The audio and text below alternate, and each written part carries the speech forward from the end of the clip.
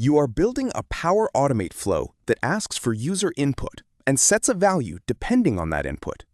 You need an expression that outputs user1 if the user's input equals high and user2 in all other cases. Configure the expression elements appropriately.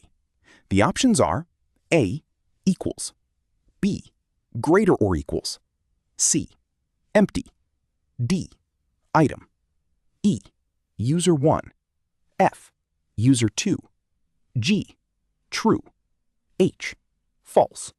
When working with Power Automate flows, you often need to implement conditional logic that evaluates user inputs dynamically.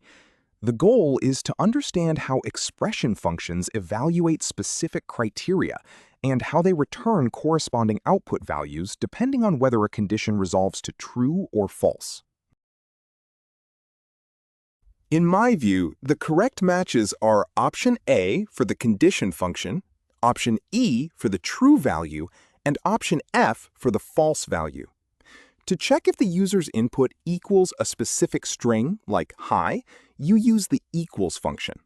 If the condition evaluates to true, the expression should return user1. Otherwise, if it is false, it returns user2. This structure maps directly to the conditional ternary or if workflow expression used in Power Automate. The other options, such as greater or equals, empty, or item, do not meet the exact string comparison and fallback requirements needed for this specific logic.